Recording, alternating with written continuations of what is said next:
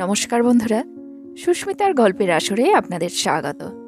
আশা করি আপনারা সকলেই ভালো আছেন। আমি আজকে চমৎকার একটি গল্প নিয়ে হাজির হয়েছি। গল্পটির নাম মন্দাকিনীর প্রেম কাহিনী, লেখিকা লীলা মজুমদার। বন্ধুরা, গল্পটা যদি ভালো লাগে প্লিজ প্লিজ প্লিজ একটা লাইক অবশ্যই করতে ভুলবেন না। তো চলুন শুরু করি আজকের গল্প, মন্দাকিনীর প্রেম কাহিনী, লেখিকা লীলা মজুমদার।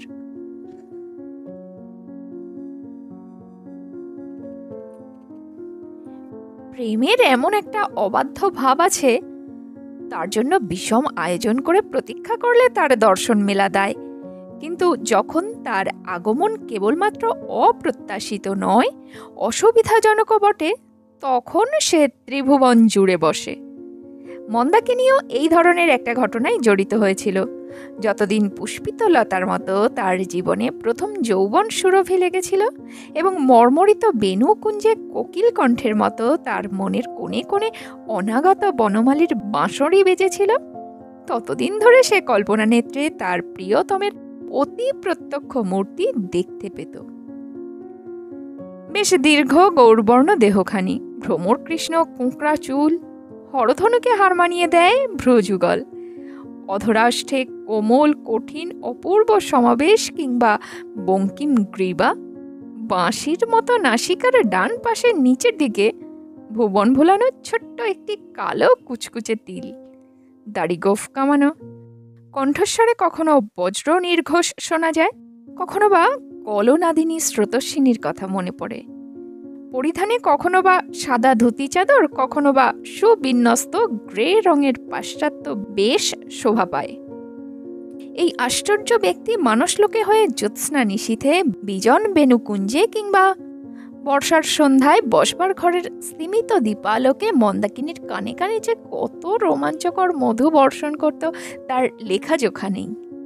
অবশেষে একদিন মন্দাকিনীর ঈষৎ কম্পমান বা হাতখানা ধীরে ধীরে নিজের করকমলে তুলে নিয়ে নীল মখমলের ছোট্ট বাক্স খুলে নক্ষত্র জল এক হীরের আংটি পরিয়ে দিল এবং মন্দাকিনীর রক্তিম অধরে। এর বেশি কিছু কল্পনা করবার ক্ষমতা মন্দাকিনীর ছিল না। তাছাড়া এতেই তার এমন শিহরণ লেগে যেত যে সে রাত্রে চোখে আর ঘুম আসতো না। বলা বাহুল্য, এই সকল রোমাঞ্চকর ঘটনাবলীর মধ্যে মন্দাকিনীর পরনে থাকত সুযোগ্য নীল শাড়ি, সোনালি তার আঁচল।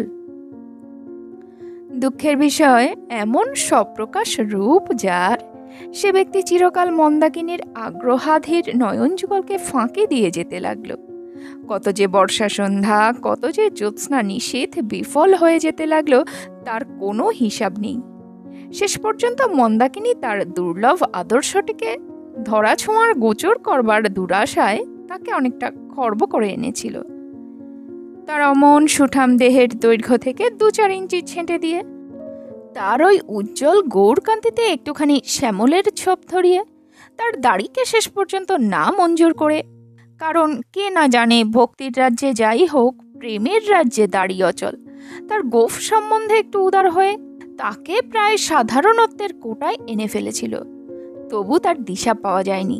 একটি সুকোমল নারী হৃদয়ে তার জন্য এত সম্ভার রক্ষিত আছে, তবু যদি সে নরাধম অনুপস্থিত থাকে, সে কোনো রকম সহানুভূতিরও অযোগ্য, এ কথা জেনে অবশেষে একদা নির্দয়ভাবে স্বহস্তে তাকে প্রিয়তমের সিংহাসন থেকে বিদায় দিল। এমনকি মনে মনে তাকে আহাম্মক আখ্যা দিতেও কুণ্ঠাবোধ করলে না। তবু মাঝে মাঝে নির্জন নিশীথে তার মনে সংশয়ের দোলা লাগত, আর ওই শূন্য সিংহাসনখানা অন্ধকারে হাহাকার করত। সময় কিন্তু লঘু পদে চলে যেতে লাগলো, আর মন্দাকিনীর যৌবন থেকে একটু একটু করে মধু চুরি করে নিতে লাগলো। মন্দাকিনী এতদিন অলস ছিল না। ধীরে ধীরে অনেক বিদ্যাকে সে ললিত কলাকে আয়ত্ত করে ফেলেছিল। তার কাঁচা রূপের সাজ আভরণে আস্তে আস্তে অভিজ্ঞ সুরুচির পরিচয় পাওয়া গেল। সে রূপসীও নয়, কুরুপাও নয়, দুইয়ের মাঝামাঝি, এমনটি যার মাধুর্য দেখা মাত্র চোখে পড়ে না, কিন্তু মন দিয়ে খুঁজলে সুপ্রকাশ হয়ে পড়ে।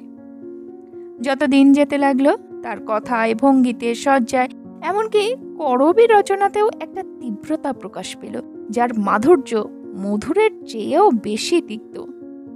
রৌদ্রবর্ণ বহুমূল্য সুরা যেমন বেশি দিন রেখে দিলে তিতিয়ে যায়, আর নিয়ত তার কানে বাজতে লাগলো কালের রথের চাকার ধ্বনি।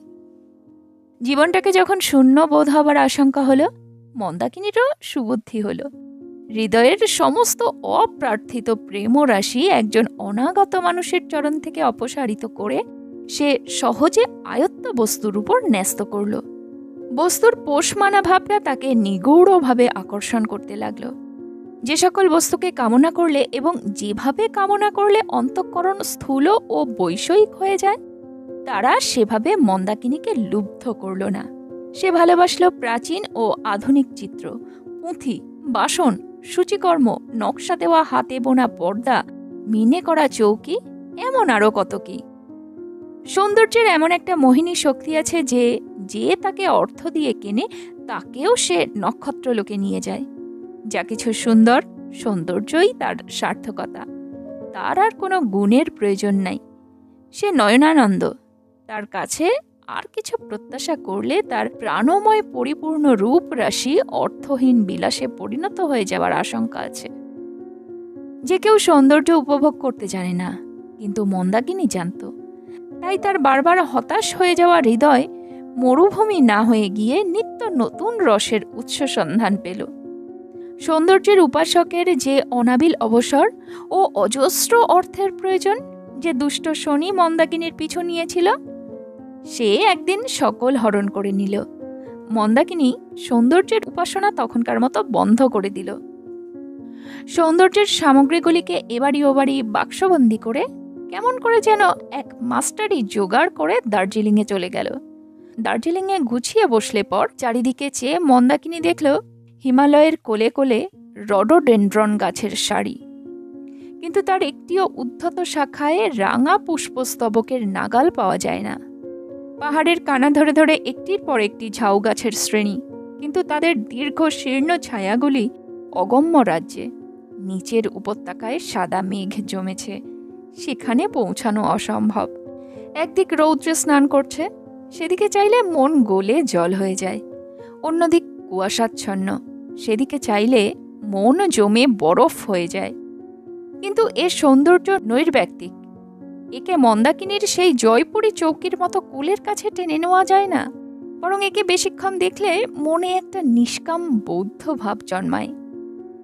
ঠিক এই সময় যখন জগৎটা মন্দাকিনীর কাছে অকিঞ্চিৎকর হয়ে আসছিল, তখন সে এক ম্লান গোধূলির আলোতে ডাক্তার চ্যাটার্জির খুদে বাড়িখানাকে আবিষ্কার করল।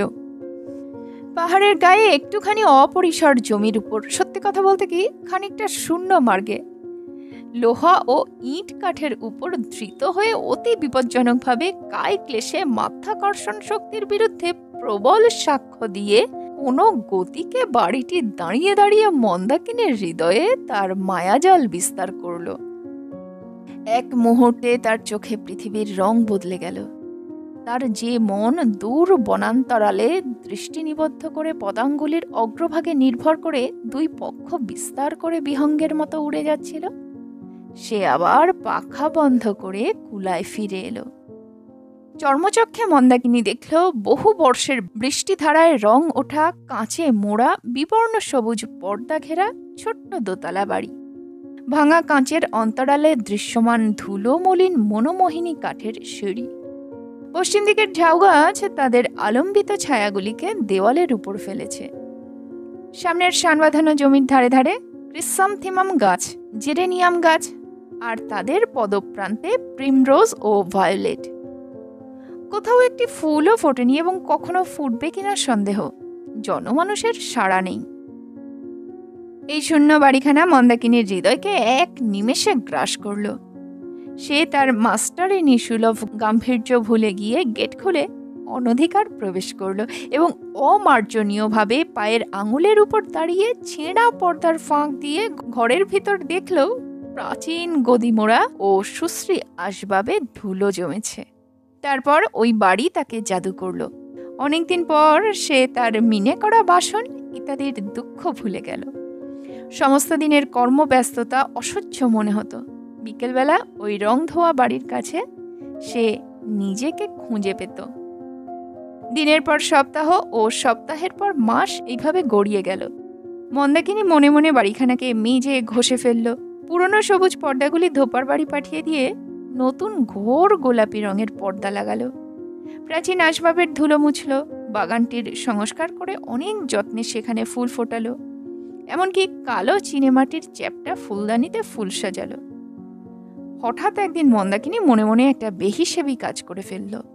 মন গড়া অপরূপ এক দাঁড় করানো বিজলি বাতি কিনে ফেলল। কোথায় তাকে মানাবে ভেবে মনে বড় অশান্তি অনুভব করলো। মনস্থির করবার জন্য বিকালবেলা সেখানে গিয়ে গেট খুলে ঢুকেই পটের পুতুলের মতো থমকে দাঁড়ালো। আধময়লা ছাই রঙের প্যান্টুলুন, গলা খোলা নীল রঙের শার্ট আর কালো পশমের গেঞ্জি গায়ে একজন লোক ঝাঁঝরি হাতে মরা ফুল গাছে জল দিচ্ছে। তার মুখের ডান পাশে প্রাচীন পাইপ এবং দেখামাত্র বোঝা যায় যে 3 দিন ক্ষৌরকর্ম হয়নি। রান্নাঘরের খোলা জানালা দিয়ে অশুদ্ধ তেলের গন্ধ ভেসে আসছে। সেই ব্যক্তি মুখ থেকে পাইপ সরিয়ে হাত থেকে ঝাঁঝরি নামিয়ে অবাক হয়ে দেখল গেটের উপর হাত রেখে বছর 30 বয়সের একজন শ্যামবর্ণ মহিলা বেতসলতার মতো কাঁপছে। তাকে বিপন্ন মনে করে একটু কাছে যেতেই সে অপ্রতিভ স্বরে বলল, আমি রোজ আসি। ডাক্তার চ্যাটার্জি বললেন, বাড়ি আর বাগানের অবস্থা দেখে তার পরিচয় পেয়েছি। তাইতে মন্দাকিনীর একটু রাগ হলো এবং রোষ কষায়িত নেত্রে ঝাঁঝরিখানা নিয়ে যে গাছে ডাক্তার চ্যাটার্জি একবার জল দিয়েছেন তাতে আবার জল দিতে লাগলো। আর ডাক্তার চ্যাটার্জি পাইপটা আবার মুখে দিয়ে প্রসন্ন চিত্তে মস্ত একটা গাছ ছাটা কাঁচি তুলে নিলেন। এমনি করে মন্দাকিনীর মন আর মন্দাকিনীর মনোবাঞ্ছার মাঝে এক অন্তরাল রচনা হলো। ডাক্তার চ্যাটার্জির মধ্যে নয়ন লোভন কোনো গুণ প্রকাশ পেল না যা বিন্দুমাত্র চিত্তাকর্ষণ করে, এমনকি চিত্তাকর্ষণ করবার বিন্দুমাত্র ইচ্ছা পর্যন্ত দেখা গেল না। কোন সুদূর মহানগরীর ছায়াময় খ্যাতি তার নামের সঙ্গে জড়িত ছিল। তার বিষয়ে অদম্য কৌতূহল ছাড়া মন্দাকিনীর মনে কোনো ভাবান্তর ঘটল না। যৌবনে তার স্বপ্নে দেখা সেই পুরাতন প্রিয়তমের ইতিবৃত্ত মন্দাকিনীর জানা ছিল না। সে ধনী কি নির্ধন, কোনো কাজকর্ম করে কি ঘরে বসে থাকে, এই সকল অতি তুচ্ছ তথ্য জানবার প্রয়োজন তার মনে আসেনি। সে দ্বিধাবিহীন চিত্তে দর্শন মাত্রেই তার গলায় বড় মাল্য দিয়েছিল, কিন্তু ডাক্তার চ্যাটার্জির সম্বন্ধে তার জিজ্ঞাসার অন্ত ছিল না। 1 মাস কাল সময়, অশেষ ধৈর্য ধারণ করে এবং ছোট বাগানখানার আমূল সংস্কারের পর মন্দাকিনী জানল তার বয়স 40 বছর, অবিবাহিত, ধর্মবিরোধী, কিন্তু ভগবানের অস্তিত্ব সম্বন্ধে একটু একটু সন্দেহ আছে। দৈর্ঘ্য 5 ফুট 11 ইঞ্চি, ওজনের কথা প্রকাশ করতে অনিচ্ছুক। স্ত্রী জনসুলভ নানা চাতুরী অবলম্বন করে মন্দাকিনী তাকে দিয়ে নতুন গোলাপি পর্দা কেনালো। দরজা জানালায় সবুজ সাদা রং লাগালো, গেটের পাশে চেরি গাছের কলম বসালো। এমনি করে মন্দাকিনীর স্বপ্ন ফুলের মতো ফুটতে লাগলো। এমন সময় হঠাৎ একদিন সন্ধেবেলা মন্দাকিনী আবিষ্কার করলো ইডেনে সর্প প্রবেশ করেছে। কি একজন অতি তরুণী, অনুদেহে সবুজ জর্জেটের শাড়ি অপরূপ করে জড়িয়ে, কালো কোকড়া চুলগুলিকে মাথার উপরে অভিনব রুচিতে চূড়ো করে বেঁধে ডাক্তার চ্যাটার্জির স্কন্ধ অবলম্বন করে অতি রক্তিম ঠোঁট দুখানি ঈষৎ ফাঁক করে হিমালয় দর্শন করছে, আর তার সর্বাঙ্গ থেকে মাধুরী ঝরে পড়ছে। এইটুকু মাত্র, কিন্তু মন্দাকিনীর হৃদয় বিকল হলো। তড়িৎ পদে সেখান থেকে সে ফিরে গেল।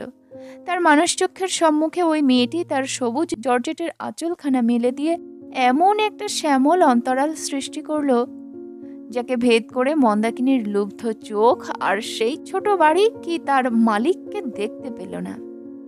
মন্দাকিনীর হৃদয়ে জীবনে এই প্রথম ঈর্ষা জন্ম নিল এবং তার সবুজ চোখের কাছে সমগ্র জগৎখানা বিস্ময় হয়ে উঠল। যেখানে কোনো দাবি নেই সেখানে নৈরাশ্যের জ্বালা সব থেকে তীব্র, কারণ তার কোনো প্রতিকার হয় না। মন্দাকিনী নিজেকে শত শত গঞ্জনা দিল, তার কোনো অনুযোগের কারণ নেই। ডাক্তার চ্যাটার্জির বাড়িতে তার যে কোনো অতিথি আসুক না কেন, মন্দাকিনীর তাতে কি? কিন্তু তবুও দার্জিলিংয়ের হিমকুজ্ঝটিকা একেবারে হৃদয়ে গিয়ে প্রবেশ করল। তার ব্যথিত দৃষ্টি হিমালয়ের পুঞ্জিত রূপরাশির মধ্যে কোনোদিনও কোনো কোমলতা খুঁজে পায়নি, আজও পেল না। এক সপ্তাহকাল উত্তরবিহীন আত্মজিজ্ঞাসার পর মন্দাকিনী আবার ডাক্তার চ্যাটার্জির সম্মুখে উপস্থিত হলো। আর তার তখন কোনো আশঙ্কা নেই। তার মন বর্ম পড়েছে। নৈরাশ্যের গভীরতম অতলে যে ডুব দিয়েছে, সে আবার চোখে আলোর রেখা দেখতে পায়। সে ঔদাসীন্যের চন্দ্রালোক, শীতল, সুন্দর। মন্দাকিনী তাই সাহসে বুক বেঁধে দৃষ্টিতে ত্যাগের মহিমা নিয়ে ডাক্তার চ্যাটার্জির সম্মুখে উপস্থিত হলো। দেখল দরজা জানালা খোলা হয়নি, ফুল গাছে জলও দেওয়া হয়নি। উদাসী মনের উপর উদ্বেগের কালো ছায়া নেমে এলো। যাকে ত্যাগ করা যায় তার মঙ্গল কামনা করতে কোনো বাধা নেই। কম্পিত পদক্ষেপে সিঁড়ি দিয়ে উপরে গিয়ে মন্দাকিনী দেখল শোবার ঘরের পর্দা উঠানো, জানালা বন্ধ, শার্শিতে ধুলো এবং টেবিলে বই, ড্রেসিং টেবিলে বই, আরাম কেদারায় বই, আরাম কেদারার নিচে বই, পাশে বই, পিছনে বই, মোড়াতে বই, জলচৌকিতে বই এবং মেঝের গালিচাতে রাশি রাশি দিশি ও বিলেতি বই। স্প্রিংযুক্ত লোহার খাটে বাদামি রঙের কম্বলে ঢাকা দেওয়া রোগা পাণ্ডুর মুখে ডাক্তার চ্যাটার্জিকেও দেখা গেল। আবেগের আতিশয্যে মন্দাকিনীর বাক্যরোধ হলো। ডাক্তার চ্যাটার্জি হাত থেকে রিলিজিও মেডিচিখানা নামিয়ে প্রসন্ন দৃষ্টিতে তাকালেন। মন্দাকিনী নির্বাক রইল। তার অভিজ্ঞতা মতে মনে যার অভিমান নেই, তার মনে স্নেহ প্রেমের লেশ মাত্র নেই। মন্দাকিনীও তাই হতাশ হলো, কিন্তু তার উৎকর্ণ মন মুহূর্তের মধ্যে নৈরাশ্যের চেয়ে ঘরের অপরিচ্ছন্নতা নিয়ে বিব্রত হয়ে পড়ল। সে আয়নার সামনে গিয়ে প্রথমে নিজের কেশ বেশ সংস্কারের পরে রুমাল দিয়ে ওই আয়নায় সংস্কারে মনোনিবেশ করল। শান্ত কণ্ঠে ডাক্তার চ্যাটার্জি বললেন, আমার ভাগ্নি এসেছিল, তোমায় দেখাতে পারলাম না। মন্দাকিনী এর উত্তরে কি বলবে ভেবে পেল না। ভাবল হয়তো মন্দাকিনীর মনোভাব সম্বন্ধে ডাক্তার চ্যাটার্জির কোনো কৌতূহলই নেই। হঠাৎ রুমালের আঘাতে ছোট্ট একটা জিনিস মাটিতে পড়ল। মন্দাকিনী অপ্রতিভ হয়ে তুলে নিয়ে দেখল একটি নক্ষত্রোজ্জ্বল হিরে বসানো মেয়েদের আংটি। চোখ তুলতেই ডাক্তার চ্যাটার্জির ঈষৎ ক্লান্ত চোখে দৃষ্টি নিবদ্ধ হল। ডাক্তার চ্যাটার্জি স্নিগ্ধ স্বরে বললেন, আমার মায়ের বিয়ের আংটি, মনে করেছিলাম তোমার হাতে মানাবে। বলে পরিয়ে দেবার বিন্দুমাত্র উদ্যোগ না করে উৎসুক দৃষ্টিতে চেয়ে রইলেন। মন্দাকিনী শেষ পর্যন্ত আংটিটা নিজেই পরল, আর দুটি মুক্তোর মতো 2 বিন্দু অশ্রু আস্তে আস্তে গাল বেয়ে গড়িয়ে গেল। ডাক্তার চ্যাটার্জির নিকোটিন রঞ্জিত ডান হাতখানি মন্দাকিনীর ক্ষীণ মণিবন্ধে নিবদ্ধ হল, আর সেই সঙ্গে মন্দাকিনী অনুভব করল তার হৃদয়ের সকল রুদ্ধ বাতায়নগুলি একে একে খুলে গিয়ে সূর্যালোক আর দক্ষিণ বাতাস যুগপৎ সেখানে প্রবেশ করল।